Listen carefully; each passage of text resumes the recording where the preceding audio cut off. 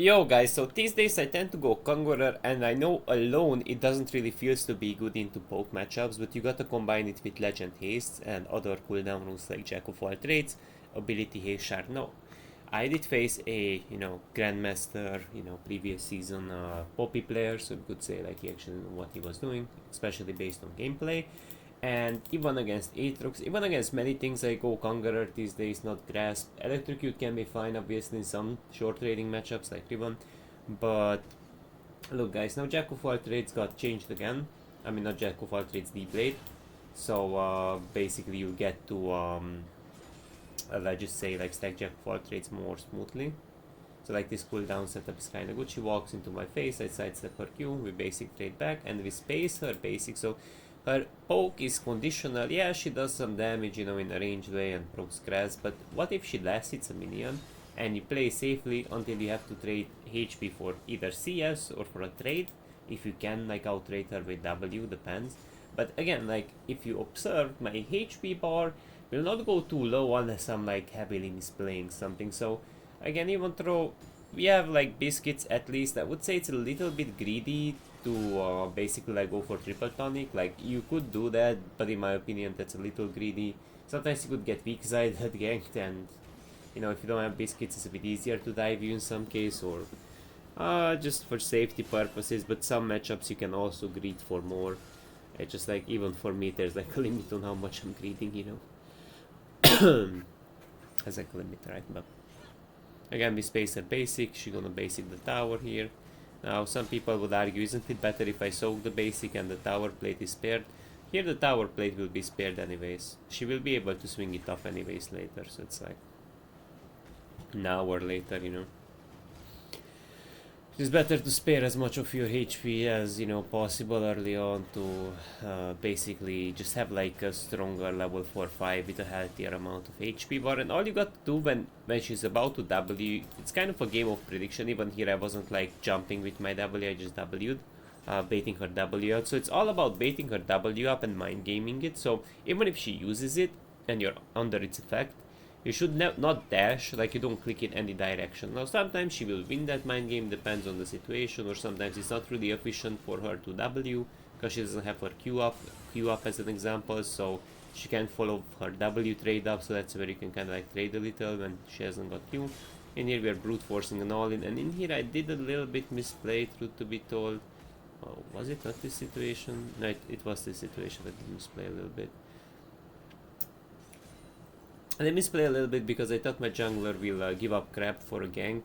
So I was kind of like baiting her towards, me towards the river. But I think Jace was like more focused on the crap, so it was like a little bit on me on him because I didn't really like pay attention. He's not really going for, it's like basically not really going for the kill. So that's a little bit on me, honestly. So in here he kind of like picks me up, but I kind of like to show off bad examples as well, where I did misplay to an extent, so we could kind of like say that, laning phase didn't go too smoothly, but you guys gonna see that it's still gonna be regardless rewarding. So in here again, like we can visually see I'm gonna speed things a little bit up. Whatever, we're gonna speed things a little bit up. Because I feel like that Poppy was an EQ from Jace, and that EQ would kill if we go back. That's why I was thinking like here, if he like doesn't like hard, like it's an EQ I think, right? So his EQ does level 4 EQ, like 141, 198 plus 4. Yeah, that would, I would say probably that would kill now. Let's just see it. Like his Poppy was like shit low HP, but before I say bullshit things, right? Like, yeah, this guy would die, but yeah, it's on me as well.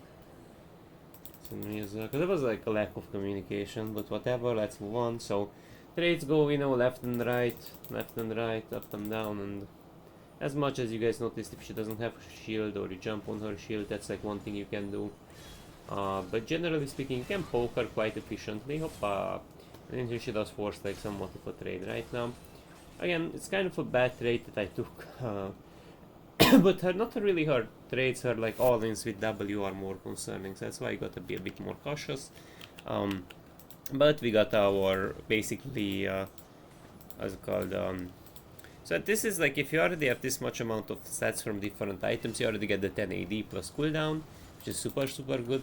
And at this point, the matchup is getting easier and easier the more you basically the more you like sort of invest into like your items. You get your Eclipse and then you scale up. I intentionally walk up here checking if she recalls, and I'm also holding the wave at the same time. She is trying to recall. I ward the bush just in case she steps up, and now we're just gonna hold the wave on our side.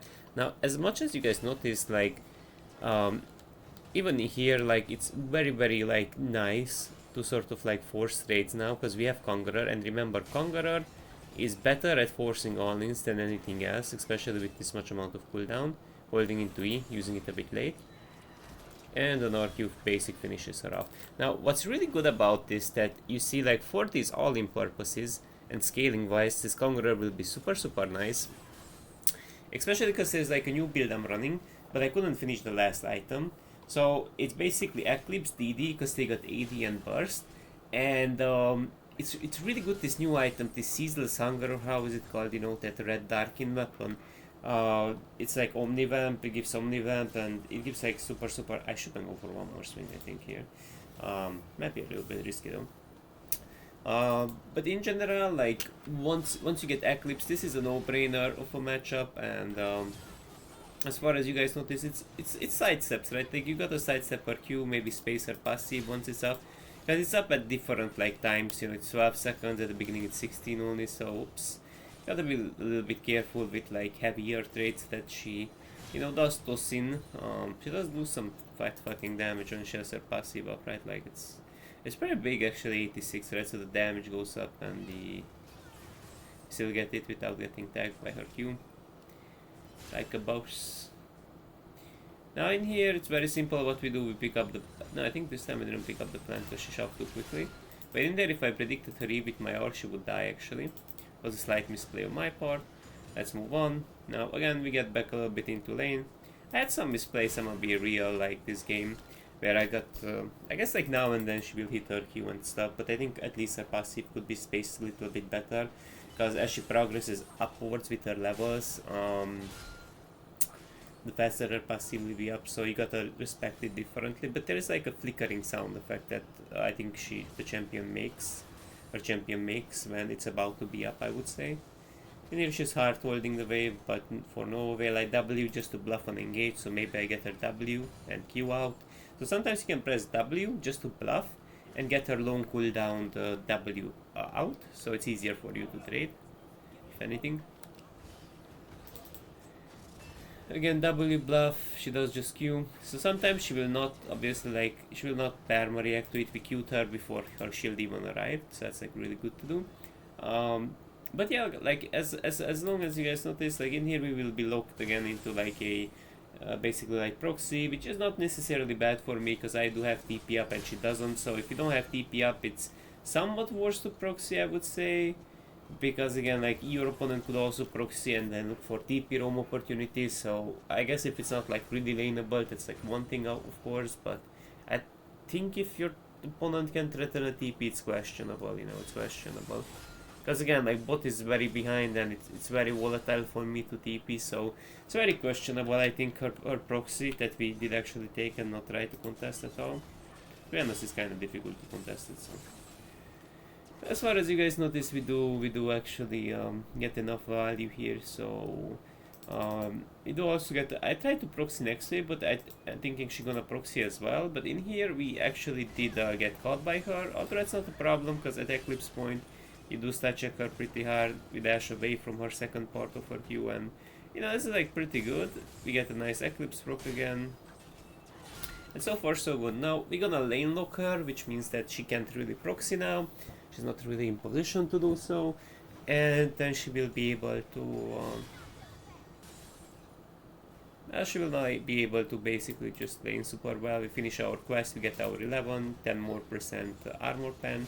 I thought I'm spacing her shit well, but I kinda didn't. Although this is not really the end of the world, because we still can like trade back a little bit. We skip forward. You would like and at this point, like the more you go with levels, the more sort of rewarding Conqueror will be. I just kind of like wanted to show off, you know, the laning phase, and obviously like after laning phase, like definitely Conqueror will be better than Grasp. So there's not a lot to say there. We pick her up really nicely, R for R, and just pick her up. And that's just GG. Well played.